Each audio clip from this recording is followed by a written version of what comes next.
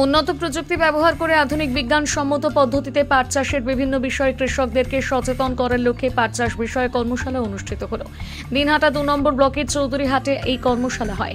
সোমবার এই কর্মশালায় উপস্থিত ছিলেন ভারতীয় কৃষি গবেষণা ও অনুসন্ধান কেন্দ্র নিনফেটের অন্যতম বিজ্ঞানী অতুল সিংহ, জোট কর্পোরেশন অফ ইন্ডিয়ার ব্লক সুপারভাইজার আমির চৌধুরী সহ অনেকে। শ্রদ্ধা ফার্মার্স প্রোডিউসার কোম্পানি ব্যবস্থাপনায় আয়োজিত এই কর্মশালায় প্রায় শতাধিক পাট চাষী উপস্থিত ছিলেন।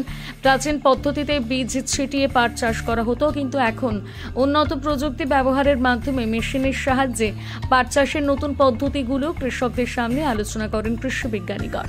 পাশাপাশি পাট পচানোর ক্ষেত্রে সোনা পাউডার ব্যবহার করে কম সময়ে পাট পচানোর বিষয়ে বিশদে আলোচনা করা হয় কর্মশালায় পাট চাষ নিয়ে একদিন কম খরচে কিভাবে ভালো পাট উৎপাদন সম্ভব শেষ হবে তুলে ধরেন বিজ্ঞানীরা।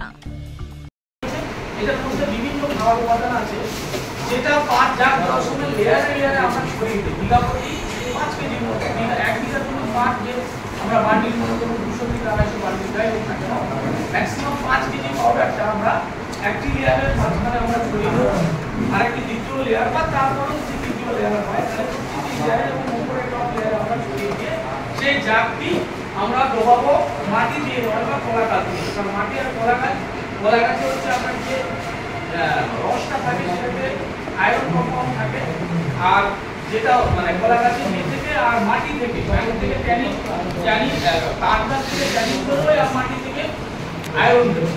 এই দুটো মিলে ফেরাস ট্যানিন বলে একটি কম্পাউন্ড হয়, যেটা কিন্তু পাট গাছের আসলে ভালো হয়।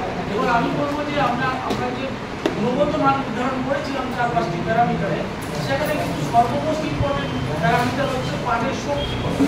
আপনারা পাট গাছের আজ কয়েকটা নিচু আঙুলে পেঁচিয়ে একটু টুন করে ছিঁড়ে নেবেন, আওয়াজের উপর ভিত্তি করে আপনারা বলতে পারবেন কোন গ্রেডের পাট রয়েছে।